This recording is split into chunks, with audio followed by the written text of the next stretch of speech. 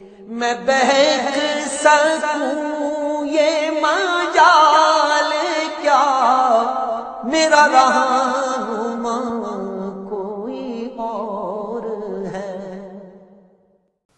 نحمدہ ونصلی علی رسولہ النبی الکریم الامین، اما بعد فاعوذ باللہ السمیع العلیم من الشیطان الرجیم، بسم اللہ الرحمن الرحیم۔ قال اللہ تبارک و تعالی فی القرآن الحکیم، ان اللہ وملائکتہ یصلون علی النبی یا ایہا الذین آمنوا صلوا علیہ وسلموا تسلیما۔ الصلاۃ والسلام علیک یا رسول اللہ، الصلاۃ والسلام علیک یا نبی اللہ، الصلاۃ والسلام علیک یا شفیع المذنبین وعلی آلک واصحابک یا رحمۃ للعالمین۔ اللہ تبارک و تعالیٰ کی بے حد و حساب حمد و ثنا، سرور کونین جان عالم وجہ تخلیق کائنات حضرت محمد مصطفیٰ صلی اللہ علیہ وسلم اور آپ کی جمیع آل و اصحاب کی بارگاہ ناز میں درود و سلام کے نذرانوں کے بعد، سامعین ذی وقار میرے دینی اور یقینی دوستو، بزرگ اور بھائیو، بحمدہ تعالی قرآن کریم فرقان حمید کی تفسیر کا سلسلہ، تفسیر اعجاز القرآن کا تسلسل جاری و ساری ہے۔ اسی تسلسل کو باقی رکھتے ہوئے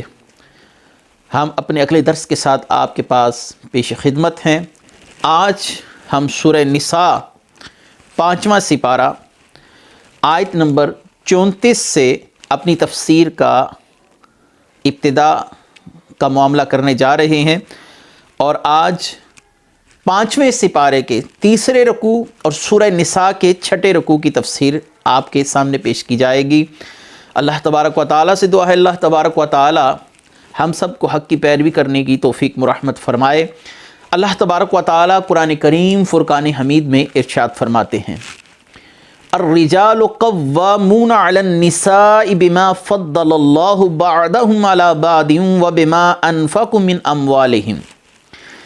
فالصالحات قانتات حافظات للغیب بما حفظ اللہ واللتی تخافون نشوزهن فعظوهن واہجروهن فی المضاجع واضربوهن فإن اطعنکم فلا تبغوا علیہن سبیلا ان اللہ کان علیا کبیرا۔ مرد عورتوں پر نگہبان ہیں اس وجہ سے کہ اللہ نے ان میں ایک کو دوسرے پر فضیلت دی، اس وجہ سے کہ مرد عورتوں پر اپنا مال خرچ کرتے ہیں، اور نیک عورتیں شوہروں کی اطاعت کرنے والی اور ان کی عدم موجودگی میں اللہ کی حفاظت و توفیق سے حفاظت کرنے والی ہوتی ہیں۔ جن عورتوں کی نافرمانی کا تمہیں اندیشہ ہو تو انہیں سمجھاؤ، اور نہ سمجھنے کی صورت میں ان سے اپنے بستر جدا کر لو، پھر نہ سمجھنے پر انہیں مارو،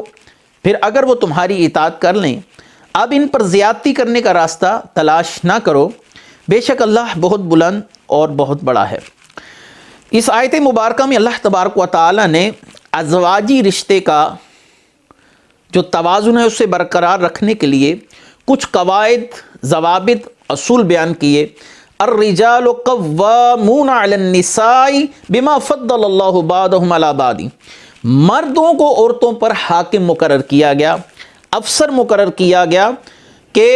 یہ عورتوں پر حق زیادہ رکھتے ہیں۔ اس کی وجہ کیا کہ اللہ تبارک و تعالی نے عورتوں کی کفالت ان کے ذمہ لگا دی، اور اس کے علاوہ آپ یہ دیکھیں کہ مرد کی عقل کو عورت کی عقل سے یہ نہ بھی کہا جائے کہ زیادہ ہے، تو یہ بات ضرور کہی جا سکتی ہے کہ عورتوں کی عقل پر ان کے جذبات غالب ہوتے ہیں، یعنی قوت فیصلہ کرنے کا معاملہ مردوں میں ان کی نسبت زیادہ بہتر ہے۔ اس لیے اللہ تبارک و تعالیٰ نے امامت کا منصب ہو، نبوت کا منصب ہو، رسالت کا منصب ہو، ان تمام مناصب کے لیے مردوں کا انتخاب فرمایا۔ یہ نہیں کہ اسلام عورتوں کو کمتر ثابت کرتا ہے، عورتوں کے حقوق کو مسلتا ہے، عورتوں کے حقوق کو کچلنے کے لیے آیا۔ سوال اس مقام پر یہ ہے کہ بعض معاملات میں رسول اللہ صلی اللہ علیہ وسلم نے عورتوں کو فضیلت عطا فرمائی، لیکن جو افضلیت مطلقہ ہے، یعنی زیادہ حق مرد کا عورت پر ہے، عورت کو بعض جزوی مسائل کے اندر اللہ تبارک و تعالیٰ نے فضیلت دی۔ جیسے ایک شخص نے 3 مرتبہ رسول اللہ صلی اللہ علیہ وسلم سے پوچھا کہ مجھ پر سب سے زیادہ حق کس کا ہے؟ آپ نے فرمایا تیری ماں کا ہے، پھر فرمایا تیری ماں کا ہے، پھر فرمایا تیری ماں کا ہے، پھر تیرے باپ کا ہے۔ تو یہاں پر 75% حق مرد پر اس کی والدہ کا بتلایا گیا۔ تو ایسے ہی بعض معاملات کے اندر مرد کو عورت پر فضیلت ہے، عورت اس کی اطاعت کرے، اس کے حکم کو بجا لائے، اس کی غیر موجودگی میں اپنے نفس یعنی مرد کی عزت اور مرد کے مال کی حفاظت کرے۔ یہ ایسے ہی ہے جیسے ایک شخص ایک مضمون کے اندر دوسرے سے کچھ نمبر زیادہ لیتا ہے، لیکن پہلے شخص کے کل ملا کر نمبر زیادہ ہیں، وہ کلاس میں اول درجے پر آیا، اور جو دوسرا شخص ہے جس کی پوزیشن دوسرے نمبر پر ہے، بعض مضامین میں اگرچہ اس کے نمبر زیادہ ہیں لیکن کلی طور پر وہی شخص اول درجے پر متعین ہوتا ہے، مقرر ہوتا ہے، جس کے کل ملا کے نمبر زیادہ ہیں۔ یہی معاملہ مردوں کا ہے کہ اللہ تبارک و تعالی نے مردوں کے ذمے زیادہ معاملات کو لازم کر دیا، اور گھر کی کفالت، گھر کو چلانا، اور گھوڑ سواری، جہاد، تیر اندازی، امامت کبریٰ، سلطنت کے امور، امامت صغریٰ یعنی مسجد کی امامت، اذان، خطبہ، حدود و قصاص، یہ تمام کے تمام مردوں کے ذمے۔ اور مرد کی گواہی، پھر عورت کی گواہی، بعض معاملات میں 2 عورتوں کی گواہی کو ایک مرد کے برابر قرار دیا گیا۔ یہاں پر ایک غلط فہمی کا ازالہ کر دوں، یہاں پر مجموعی طور پر جن سے مرد کو جن سے عورت سے افضل کہا گیا، یہ مطلب نہیں ہے کہ جو بعض عورتیں علم میں، فضل میں، کمالات میں زیادہ ہیں، ان عورتوں کو بھی اسی جنس کے تناظر میں دیکھا جائے۔ مثلا آج اگر سیدہ عائشہ رضی اللہ تعالی عنہ کا تقابل، جس کو آپ کمپیریزن کہتے ہیں، مرد ذات کے ساتھ کیا جائے، تو لاکھوں مرد، آج کے دور کے لاکھوں مرد آپ کے جوتوں سے لگنے والی خاک سے بھی کمتر ہیں ان کے مقابلے پر۔ لیکن جب بحثیت مجموعی طور پر ہم آج کی عورتوں کو، یا وہ عورتیں جو ایک نارمل زندگی گزار رہی ہیں، ان کے ساتھ مردوں کا تقابل کرتے ہیں، تو پھر مرد ذات کو اللہ تبارک و تعالی نے فضیلت عطا فرمائی۔ بما فضل اللہ بعضهم علی بعض وبما انفقوا من اموالهم، کہ مرد ان پر اپنا مال خرچ کرتے ہیں۔ فالصالحات قانتات حافظات للغیب بما حفظ اللہ، کہ وہ عورتیں جو نیک بخت ہیں، ادب والی ہیں، خاوند کے پیچھے حفاظت رکھتی ہیں اس چیز کی جو اللہ تعالیٰ نے انہیں حکم دیا۔ نبی کریم صلی اللہ علیہ وآلہ وسلم نے ارشاد فرمایا، تقوی کے بعد مومن کے لیے نیک بیوی سے زیادہ بہتر کوئی چیز نہیں۔ وہ اس کو حکم دے تو وہ اپنے شوہر کی اطاعت کرے، اگر شوہر اسے دیکھے تو شوہر کو مسکرا کر دیکھے، اس کو خوش کر دیں، شوہر کے چہرے پر تبسم آ جائے۔ اور اگر شوہر کسی چیز کی قسم کھا بیٹھے کہ اللہ کی قسم یہ معاملہ یوں ہی ہونا چاہیے، یوں ہی ہوگا، اور عورت اس امر کو کرنے پر قادر ہے، تو عورت ویسے ہی کرے جیسا کہ اس کے شوہر نے قسم کھائی، اور اپنے نفس اور شوہر کے مال میں بھلائی کرے، یعنی اپنی عزت کی بھی حفاظت کرے، کیونکہ وہ شوہر کی بیوی ہے، شوہر کے حقوق ہیں اس کے ذمے، اپنی ذات کی حفاظت کرے، شوہر کی عزت ہے، اور شوہر کے مال میں بھلائی کرے، یعنی مرد نہیں ہے تو اس کے مال کو بالکل جائز مصارف پر استعمال کرے۔ نبی کریم صلی اللہ علیہ وآلہ وسلم نے فرمایا، جس کو 4 چیزیں ملی اس کو گویا بھلائی مل گئی دنیا اور آخرت کی۔ پہلی چیز ہے شکر گزار دل، انسان کا دل شکر کرنے والا ہو۔ دوسرا یاد خدا کرنے والی زبان۔ تیسرا مصیبت پر صبر کرنے والا بدن۔ چوتھا ایسی بیوی کہ اپنے نفس اور شوہر کے مال میں گناہ کی متلاشی نہ ہو، اپنی ذات کی بھی حفاظت کرے اور شوہر کے مال کی بھی۔ یہاں پر یہ بات یاد رہے کہ جو آج عدم توازن نظر آتا ہے ہمیں معاشرے کے اندر، شادیاں ہوتی ہیں، معاملات بگڑ جاتے ہیں، تو اس کی وجوہات ہمارے انتخابات، ہمارا منتخب کرنا کسی عورت کو، اس کا ایک کرائٹیریا ہے، ایک میزان ہے، اگر ہم اسلام کے مطابق نہیں رکھتے۔ ایک حدیث مبارکہ ہے، نبی کریم صلی اللہ علیہ وآلہ وسلم نے ارشاد فرمایا، جو کسی عورت سے اس کے عزت کے سبب نکاح کرے، اللہ تعالیٰ اس کی ذلت میں زیادتی کرے گا، زیادہ اضافہ کر دے گا، یہ انسان ذلیل و خوار ہو جائے گا، یہ فلاں کی بیٹی ہے، فلاں اونچے خاندان سے تعلق رکھتی ہے، فلاں چودھری صاحب کی بیٹی ہے، یہ سوچ کر کہ میری اس کے ساتھ شادی میری عزت میں اضافے کا سبب ہوگا، لیکن ایسا معاملہ نہیں۔ بہت بڑی بڑی مثالیں آج کے دور میں موجود ہیں، آج بھی اس کی مثالیں ہماری آنکھوں کے سامنے ہیں۔ جن لوگوں نے عزت دار اپنے سے بڑے خاندانوں کی عورتوں سے نکاح کیا، آج وہ ذلت کی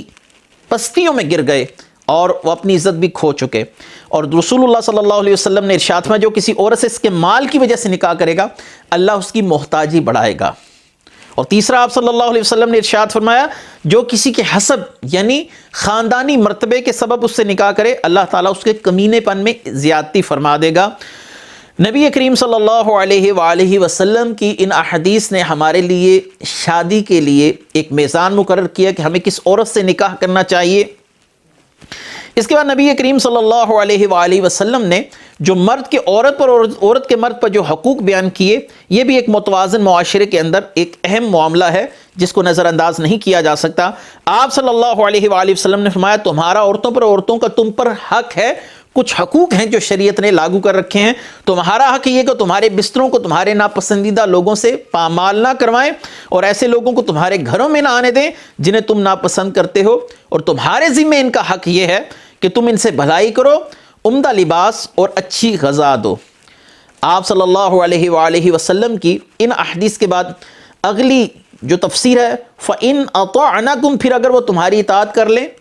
اگر عورت تمہاری نافرمانی کرے تو اس سے بستر جدا کرو، واضح مسئلہ ہے۔ دوسرا، اگر پھر بھی باز نہ آئے تو اسے مارو۔ اس مارنے سے مراد آج کل کے جوہلا کا مارنا نہیں ہے کہ مار مار کے اس کو لہو لہان کر دیا جائے، اس کو ہلکی سی ضرب لگائی جائے اس کے چہرے پر یا نازک اعضاء پر، ہاتھ کے ساتھ ہلکی سی ضرب لگائی جائے۔ یہ مار مار کے لہو لہان کر دینا پھر اس آیت کا سہارا لینا، یہ جو ہلاک عمل ہے۔ اللہ تبارک و تعالیٰ نے فرمایا فَإِنْ أَطَعْنَكُمْ، اگر پھر وہ تمہاری اطاعت کر لیں تو کوئی زیادتی کا راستہ ان کے لیے تلاش نہ کرو، یعنی مار مار کے ان کا بھرکس نکال دیا، اب ان کو گھر سے نکالنا، بالوں سے پکڑ کے گھسیٹنا، یہ معاملہ نہیں۔ اگر عورت اسی پر تمہارے ساتھ راضی ہو جائے، باہمی افہام و تفہیم ہو جائے، تو معاملات کو آگے بڑھنے سے روک لو۔ اللہ نے ارشاد فرمایا فَإِنْ خِفْتُمْ شِقَاقَ بَيْنِهِمَا فَابْعَثُوا حَكَمًا مِّنْ أَهْلِهِ وَحَكَمًا مِّنْ أَهْلِهَا إِنْ يُرِيدَا إِصْلَاحًا يُوَفِّقِ اللَّهُ بَيْنَهُمَا إِنَّ اللَّهَ كَانَ عَلِيمًا خَبِيرًا۔ اگر تم کو میاں بیوی کے جھگڑے کا خوف ہو تو ایک منصف مرد کے گھر والوں کی طرف سے بھیجو اور ایک منصف عورت کے گھر والوں کی طرف سے بھیجو، یہ دونوں اگر صلح کرانا چاہیں تو اللہ ان کے درمیان اتفاق پیدا کر دے گا، بے شک اللہ خوب جاننے والا خبردار ہے۔ فَإِنْ خِفْتُمْ شِقَاقَ بَيْنِهِمَا، میاں بیوی کے جھگڑے کا خوف ہو، بات آگے بڑھ گئی، مسئلہ افہام و تفہیم سے حل نہیں ہو رہا، تو اب دونوں خاندانوں کی طرف سے کچھ قریبی رشتہ دار ایک شخص کو منصف مقرر کریں اور وہ باہمی گفتگو کر کر اس مسئلے کا حل چاہیں۔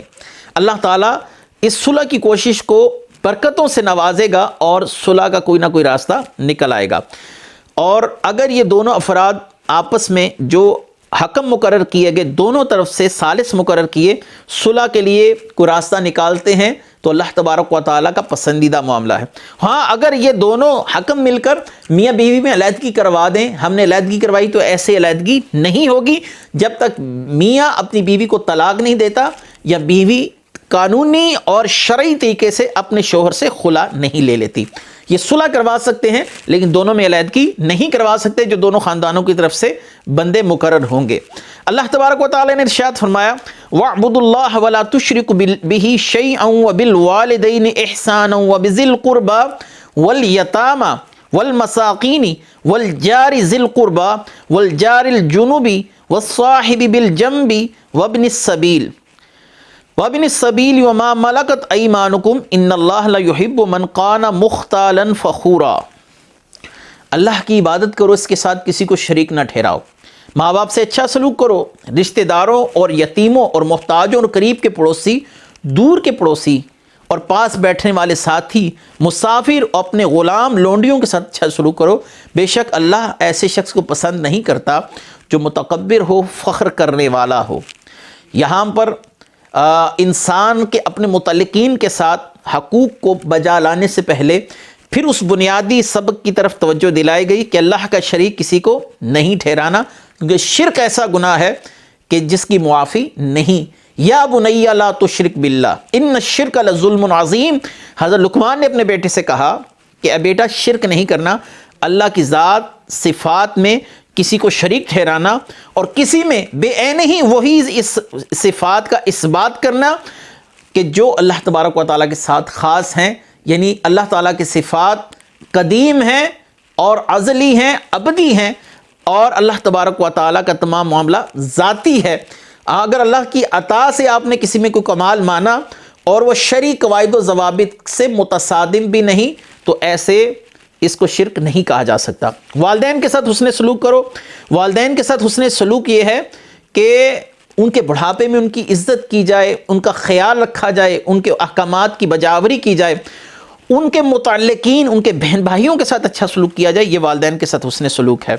رشتہ داروں سے حسن سلوک یہ ہے کہ آپ صلی اللہ علیہ وسلم نے ارشاد فرمایا کہ صلہ رحمی کی جائے، ان کے ساتھ رشتہ جوڑا جائے، وہ رشتہ توڑتے ہیں آپ ان کے ساتھ رشتہ جوڑیں۔ نبی کریم صلی اللہ علیہ وسلم نے فرمایا جسے پسند ہو کہ رزق میں وسعت ہو تو اسے چاہیے کہ رشتہ داروں کے ساتھ اچھا سلوک کرے، یہ مفہوم حدیث ہے۔ نبی کریم صلی اللہ علیہ وآلہ وسلم نے یتیم اور محتاجوں کے ساتھ بھی، جن جن لوگوں کا اس آیت میں ذکر ہے، میں تسلسل کے ساتھ اور ایک ترتیب کے ساتھ ان کا ذکر کرتا جا رہا ہوں۔ آپ صلی اللہ علیہ وسلم نے فرمایا جو شخص یتیم کی کفالت کرے وہ جنت میں میرے ساتھ ایسے ہوگا جیسے درمیان والی انگلی اور یہ کلمے والی انگلی، یہ دونوں انگلیاں اکٹھی ہیں، جڑی ہوئی ہیں، اللہ تعالیٰ اسے جنت میں میرے ساتھ ایسے قرب عطا فرمائے گا۔ مسکین کے لیے رسول اللہ صلی اللہ علیہ وسلم کی حدیث ہے کہ بیوہ اور مسکین کی امداد خبر گیری کرنے والا راہ خدا میں گویا جہاد کرنے والے کی طرح ہے۔ اس کے بعد ہمسایوں سے حسن سلوک۔ نبی کریم صلی اللہ علیہ وآلہ وسلم نے فرمایا مجھے ہمسائے کے ساتھ اتنا حسن سلوک کرنے کا کہا گیا کہ مجھے یہ خوف پیدا ہو گیا کہیں جبریل وراثت کے احکام میں ہمسائے کا نام بھی نہ لے لے، یعنی وراثت کا حصے دار ہمسائے کو نہ ٹھہرا دیا جائے۔ پاس بیٹھنے والوں سے حسن سلوک کرنا، اس سے مراد بیوی ہے، بچے ہیں، گھر کے دیگر رفقا ہیں، ان کے ساتھ حسن سلوک کرنا، مسافر کے ساتھ حسن سلوک کرنا۔ حضرت ابو ہریرہ فرماتے ہیں نبی کریم صلی اللہ علیہ وسلم نے ارشاد فرمایا جو شخص اللہ تعالیٰ پر ایمان رکھتا ہے، روز قیامت پر ایمان رکھتا ہے، اسے چاہے کہ مہمان کے ساتھ اچھا سلوک کرے۔ لونڈی اور غلام کے ساتھ حسن سلوک کرنا یہ ایسے ہے کہ جو خود کھاؤ وہی ان کو کھلاؤ اور ان کو اپنے ساتھ بٹھا کر کھانا کھلایا جائے، ان کو مارا نہ جائے، ان کی استطاعت سے زیادہ ان سے کام نہ لیا جائے، ان کو زیادہ وزن نہ اٹھوایا جائے۔ اللہ تبارک و تعالیٰ نے فرمایا ان اللہ لا یحب من کان مختالا فخورا، بے شک اللہ ایسے شخص کو پسند نہیں کرتا جو متکبر فخر کرنے والا ہو۔ تکبر کی دو تعریفات ہیں حدیث میں، ایک کسی کی حق بات کو قبول نہ کرنا، کسی کو نصیحت کی جائے وہ قبول نہ کرے، اور دوسرا کسی کو اپنے سے حقیر سمجھنا۔ قیامت کے دن ایسے لوگوں کو چیونٹیوں کی صورت میں اٹھایا جائے گا اور جہنم کی وادی بولس، یہ رسول اللہ صلی اللہ علیہ وسلم نے فرمایا ایسے لوگوں کے لیے تیار کی گئی ہے جو دوسروں کو حقارت کی نگاہ سے دیکھتے ہیں، اور ایسے لوگوں کو طینۃ الخبال، یہ جہنمیوں کی پیپ ہے، خون ہے جو انہیں پلایا جائے گا۔ اللہ تعالیٰ ارشاد فرماتے ہیں الذین یبخلون ویأمرون الناس بالبخل ویکتمون ما آتاہم اللہ من فضلہ وأعتدنا للکافرین عذابا مہینا۔ وہ لوگ جو خود بخل کرتے ہیں، دیگر لوگوں کو بخل کا کہتے ہیں، اللہ نے جو انہیں اپنے فضل سے دیا ہے اسے چھپاتے ہیں، اور کافروں کے لیے ہم نے ذلت کا عذاب تیار کر رکھا ہے۔ یہاں پر بخل سے مراد علم چھپانا بھی ہے، یہاں پر بخل سے مراد مال خرچ نہ کرنا بھی ہے۔ بخل کی تعریف مالی طور پر کچھ یوں ہوگی کہ جس جگہ پر مال لگانا آپ پر واجب ہے شریعت میں، اس جگہ پر مال نہ لگانا یہ بخل ہے۔ یہود و نصارہ رسول اللہ صلی اللہ علیہ وسلم کے اوصاف کو چھپاتے تھے، تو اللہ تبارک و تعالیٰ نے اس آیت کا نزول فرمایا کہ وہ رسول اللہ کے اوصاف بتانے میں بخل کرتے ہیں۔ اور یاد رکھیے کہ بخیل شخص جنت میں داخل نہیں ہوگا۔ بہت سی احادیث کا مفہوم ہے، وہ علم کا بخیل ہو، وہ مال کا بخیل ہو، ایسا شخص تباہ و برباد ہو جائے گا۔ والذین ينفقون اموالهم رئاء الناس ولا يؤمنون بالله ولا بالیوم الآخر ومن یکن الشیطان له قرینا فساء قرینا۔ اور وہ لوگ جو اپنے مال لوگوں کو دکھاوے کے لیے خرچ کرتے ہیں، نہ اللہ پر ایمان لاتے ہیں نہ آخرت کے دن پر، تو اور جس کا ساتھی شیطان بن جائے تو کتنا ہی برا ساتھی ہے۔ یہاں پر ریاکار لوگوں کو نشانہ بنایا گیا اور ریاکار لوگوں کے معاملات کو کھول دیا گیا کہ وہ عمل اللہ کی رضا کے لیے نہیں کرتے۔ یعنی اگر کسی نے محفل میلاد کرائی تو لوگوں کو بتانا یہ میں نے کرائی۔ بہت سے لوگوں کو عادت ہوتی ہے شادیوں پر اس لیے زیادہ پیسہ لگا دیا کہ لوگوں کو نظر آئے کہ ہم نے اتنا پیسہ لگایا اور ہمارا سٹیٹس آج کے دور میں یہ ہے۔ بہت سے لوگوں کو عادت ہوتی ہے نعت خوانوں پر، علماء پر کھڑے ہو کر پیسے پھینکنا، اور بعض لوگوں کو عادت ہوتی ہے جب کوئی نیکی کا کام کروا دیں تو لوگوں کے اندر اس بات کو سرکولیٹ کرنا، یہ کام میں کروا رہا ہوں تاکہ لوگوں میں میری واہ واہ ہو جائے۔ اللہ تعالیٰ نے ایسوں کے اعمال کے اقارت ہونے کی، ضائع ہونے کی خبر دی کہ اللہ تبارک و تعالیٰ کی رضا کے طالب نہیں۔ بہت سے لوگ قیامت کے دن علماء آئیں گے، ان کو جہنم میں پھینکا جائے گا، وہ کہیں گے یا اللہ تیرے دین کی خدمت کی۔ کہا جائے گا کہ تم نے دنیا کمانے کے لیے دین کی خدمت کی، دنیا میں ناموری کے لیے کی۔ ایسی شہداء کو، ایسی قاری قرآن کو، ایسی جہاد کرنے والے کو جہنم میں پھینکا جائے گا، کیونکہ ان کا مقصود اور مطلوب اللہ کی رضا نہیں ہوگی، لوگوں کی واہ واہ ہوگی۔ یہاں پر ہر وہ معاملہ بیچ میں شامل ہے جس سے مقصد اللہ کے علاوہ، اللہ کی رضا کے علاوہ کسی اور چیز کا حصول ہو، شہرت کا حصول ہو، دولت کا حصول ہو، لوگوں میں اپنی واہ واہ کرانا مقصود ہو، ایسا عمل ضائع جائے گا۔ ریاکار نبی کریم صلی اللہ علیہ وآلہ وسلم نے ارشاد فرمایا کہ جہنم ایک وادی ہے جس سے جہنم روزانہ 400 مرتبہ اللہ کی پناہ مانگتی ہے۔ یہ وادی امت محمدیہ کے ان ریاکاروں کے لیے تیار کی گئی جو قرآن پاک کے حافظ، راہ خدا میں صدقہ کرنے والے، اللہ تعالیٰ کے گھر کے طواف کرنے والے حاجی لوگ اور راہ خدا میں نکلنے والے ہوں گے، لیکن یہ سب کام ریاکاری کے لیے کرتے ہوں گے، اس لیے اللہ تبارک و تعالی ان کو جہنم کی اس خوفناک وادی میں پھینکے گا۔ وَمَن يَكُنِ الشَّيْطَانُ لَهُ قَرِينًا، اور جس کا ساتھی شیطان بن جائے۔ شیطان انسان کے ساتھ ایک قرین مقرر ہے جو انسان کو مختلف امور کے اندر دھوکے میں مبتلا کرتا ہے۔ پہلے عبادت کرنے نہیں دیتا، جب عبادت میں انسان آ جائے تو اس کو عجلت میں عبادت کرواتا ہے، فوراً انسان نماز قرآن پڑھنے میں عجلت کرتا ہے۔ عجلت کے معاملے سے بھی اگر نکل جائے تو اس میں ریا پیدا کر دیتا، دیکھ تو بڑا نیک آدمی ہے، بڑا اچھا آدمی ہے، تو یہ پڑھ رہا ہے وہ پڑھ رہا ہے، خود پسندی میں اس کو مبتلا کر دیتا ہے، اس کو ریا کے اس فریب میں پھنسا دیتا ہے۔ جب ان تمام باتوں سے وہ ناکام ہو جائے تو انسان کی زبان سے کوئی کلمہ کفر نکلوانے کی کوشش کرتا ہے تاکہ زندگی کی اس کی ساری پچھلی نیکیاں، اس کی عبادات کو ضائع کر دیا جائے۔ یہ شیطان قرین ہے، اس سے دوری کا ایک ہی طریقہ ہے کہ اللہ کے ذکر کی کثرت کی جائے، اللہ تعالیٰ اس سے ہر شخص کو محفوظ فرمائے۔ وَمَاذَا عَلَيْهِمْ لَوْ آمَنُوا بِاللَّهِ وَالْيَوْمِ الْآخِرِ وَأَنفَقُوا مِمَّا رَزَقَهُمُ اللَّهُ وَكَانَ اللَّهُ بِهِمْ عَلِيمًا، اگر وہ اللہ اور قیامت پر ایمان لاتے اور اللہ کے دیے ہوئے رزق میں سے اس کی راہ میں خرچ کرتے تو ان کا کیا نقصان تھا، اللہ انہیں جانتا ہے۔ ناموری اور دکھاوا کرنے والوں کے لیے ایک تحدید ہے، ایک وعید ہے کہ لوگ اللہ کی رضا اور خوشنودی کے لیے اگر عمل کرتے تو کتنا ہی بھلائی کا سودا تھا، کتنا بہترین سودا تھا، لیکن انہوں نے دنیا کی ناموری کے لیے نیکیاں کی، آج ان کے پلے کچھ بھی نہیں۔ قیامت کو اللہ کی بارگاہ میں خواب و خاسر ہو کے واپس لوٹیں گے، ناکام و نادم اللہ کی بارگاہ میں کھڑے ہوں گے۔ نیکیاں کی بھی ہوں گی لیکن آج نیکیاں کوئی فائدہ نہیں دے رہی۔ ان اللہ لا یظلم مثقال ذرۃ وان تک حسنۃ یضاعفها ویؤتی من لدنہ اجرا عظیما، بے شک اللہ ایک ذرا برابر ظلم نہیں فرماتا، اگر کوئی نیکی ہو تو وہ اسے کئی گنا بڑھا دیتا ہے، اپنے پاس سے بہت بڑا ثواب عطا فرماتا ہے۔ اللہ تعالیٰ کسی پر ایک ذرا برابر بھی ظلم نہیں کرتا، یعنی کسی کے نیک اعمال بغیر کسی وجہ کے ضائع نہیں کرتا، اور یہ نہیں کہ جرم اس نے ایک کیا اور سزا اس کو 10 جرائم کی دی جائے، ایسا بھی نہیں۔ ہاں اللہ فضل کرنے والا ہے، ایک نیکی پر 700 گنا تک اجر دیتا ہے۔ اخلاص کے مد نظر 10 لاکھ نیکیوں کا اجر بھی مل سکتا ہے۔ جتنا اخلاص کا بھی ہوتا ہے نیکیوں کا پلڑا اتنا ہی بھاری ہو جاتا ہے، لیکن یہ اللہ تعالیٰ کی طرف سے امت محمدیہ پر خصوصی کرم ہے، ایک گناہ کی جزا ایک ہی گناہ کی جزا جتنی ہی ہوگی، لیکن نیکیوں کی جزا اللہ تعالیٰ اس کے اخلاص کے پیش نظر بڑھا دے گا۔ فَكَيْفَ إِذَا جِئْنَا مِنْ كُلِّ أُمَّةٍ بِشَهِيدٍ وَجِئْنَا بِكَ عَلَى هَؤُلَاءِ شَهِيدًا، تو کیسا ہوگا حال جب ہم ہر امت میں سے ایک گواہ لائیں گے، اے حبیب آپ کو ان سب پر گواہ اور نگہبان بنا کر لائیں گے۔ قیامت کے دن تمام انبیاء اپنی امتوں کے متعلق گواہی دیں گے کہ ہم نے انہیں تبلیغ کی اور یہ لوگ ہماری تبلیغ سننے کے بعد بھی غافل رہے۔ وہ امتیں بچنے کے لیے ایک ہی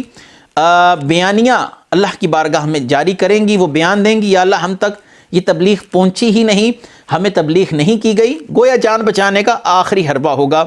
نبی کریم صلی اللہ علیہ وسلم کی امت ان انبیاء علیہم السلام کی گواہی پر گواہی دیں گی، یا باری تعالیٰ جو انبیاء نے کہا وہ سچ کہا،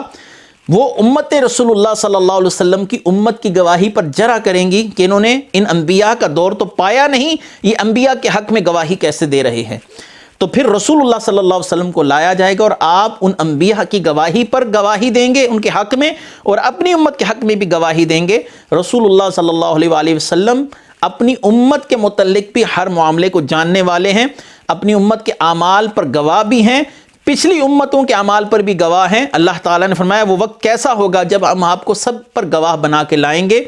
رسول اللہ صلی اللہ علیہ وآلہ وسلم امتیوں کے اعمال کو تفصیلاً جاننے والے ہیں۔ آپ نے فرمایا میرا جینا بھی تمہارے لیے بہتر ہے، میرا دنیا سے جانا بھی تمہارے لیے بہتر ہے، مجھ پر تمہارے اعمال پیش کیے جائیں گے، نیکیاں دیکھوں گا تو اللہ کی بارگاہ میں شکر ادا کروں گا، اگر تمہارے گناہ دیکھوں گا تو اللہ تبارک و تعالیٰ کی بارگاہ میں تمہارے لیے استغفار کروں گا۔ یہ رسول اللہ صلی اللہ علیہ وسلم کی اپنی حدیث ہے۔ آپ پر امت کے اعمال تفصیلی طور پر پیش ہوتے ہیں، اور قیامت کے دن آپ نے امت کے حق میں جو گواہی دینی ہے، شفاعت کرنی ہے، وہ آپ صلی اللہ علیہ وآلہ وسلم کی آگاہی کے بعد ہی ہوگی۔ ظاہری بات ہے جو شخص گواہ ہوتا ہے اس نے وہ معاملہ اپنی آنکھوں سے دیکھا ہوتا ہے۔ اللہ تبارک و تعالیٰ قرآن کریم فرقان حمید میں اگلی آیت نمبر 42 میں ارشاد فرماتے ہیں، یومئذ یود الذین کفروا وعصوا الرسول لو تسوی بہم الارض ولا یکتمون اللہ حدیثا۔ اس دن کفار اور رسول کی نافرمانی کرنے والے تمنا کریں گے کاش انہیں مٹی میں دبا کر زمین کے برابر کر دیا جائے، وہ کوئی بات اللہ سے نہ چھپا سکیں گے۔ حضرت علی رضی اللہ تعالیٰ عنہ کی ایک بات بڑی دلچسپ ذہن میں آئی۔ آپ نے فرمایا قابل فخر وہ لوگ ہیں کہ جو دنیا میں پیدا ہی نہیں ہوئے، کیونکہ ان کو اللہ کی بارگاہ میں حساب دینے کا خوف ہی نہیں۔ ہر وہ بندہ جو اللہ تبارک و تعالیٰ سے اگرچہ بہت قرب کا تعلق رکھتا ہو، اس کے دل پر خوف کی کیفیت ضرور وارد ہوتی ہے۔ رسول اللہ صلی اللہ علیہ وسلم کی زبان اقدس سے بہت سے صحابہ کو جنت کی بشارت مل چکی، جن میں صدیق اکبر بھی ہیں، عمر فاروق بھی ہیں، سیدہ عائشہ پاک رضی اللہ تعالیٰ عنہا بھی ہیں، لیکن اللہ کی بارگاہ میں کھڑے ہونے کا خوف اس قدر تھا کہ صدیق اکبر فرمایا کرتے تھے کاش میں ایک پرندہ ہوتا اور مجھے انسان نہ بنایا جاتا۔ حالانکہ جنت کی خوشخبری تو ہے، لیکن اللہ کی بارگاہ میں کھڑے ہونے کا خوف بھی ہے، تو کفار پر کس حد تک خوف ہوگا۔ حضرت عمر فاروق نے کہا کہ کاش میں مینڈا ہوتا جسے لوگ ذبح کر کر کھا چکے ہوتے، اور ابو ذر کہتے ہیں کاش میں ایک درخت ہوتا جسے کاٹ دیا جاتا۔ سیدہ عائشہ رضی اللہ تعالی عنہ فرماتی ہیں کاش میں کوئی بھولی بسری چیز ہوتی، نسین منسین ہو جاتی۔ کیوں ان لوگوں نے یہ باتیں کہیں کہ اللہ کی بارگاہ میں حساب کے لیے کھڑا ہونا بہت مشکل ہے۔ تو کفار جب اس دن کی شدت کو دیکھیں گے، اللہ کے قہر کو دیکھیں گے، جہنم کو بھڑکتا دیکھیں گے، اللہ تعالیٰ کی ناراضگی کو دیکھیں گے، اب انہیں احساس ہوگا ہم دنیا میں کیا کرتے رہے۔ وہ خواہش کریں گے کاش ہم مٹی کے ساتھ مٹی ہو جائیں، ہمیں زندہ دفن کر دیا جائے۔ آج ان کی شرمندگی کا عالم یہ ہوگا، اتنے نادم ہوں گے کہ وہ اللہ تبارک و تعالیٰ سے اس بات کی خواہش کا اظہار کریں گے ہمیں دنیا میں واپس بھیجا جائے، ہم تاکہ تیری اطاعت کریں، لیکن اس وقت یہ معاملہ ان کے ہاتھ سے نکل چکا ہوگا۔ یہ جن ہستیوں کے میں نے نام لیے یہ قطعاً جنتی ہیں، لیکن اللہ کے خوف کی کیفیت دیکھیے۔ یاد رکھیے مقام و مرتبہ جتنا بلند ہوتا ہے خوف اتنا غالب آتا جاتا ہے۔ رسول اللہ صلی اللہ علیہ وسلم نے ارشاد فرمایا میں اللہ کو سب سے زیادہ جاننے والا ہوں اور اللہ سے سب سے زیادہ ڈرنے والا ہوں۔ اللہ تعالی ہمیں بھی اپنا ڈر نصیب فرمائے، جو کہا اس کو اپنی بارگاہ میں قبول فرمائے۔ وآخر دعوانا ان الحمد للہ رب العالمین۔ میں بہک سکوں یہ مجال کیا میرا رہا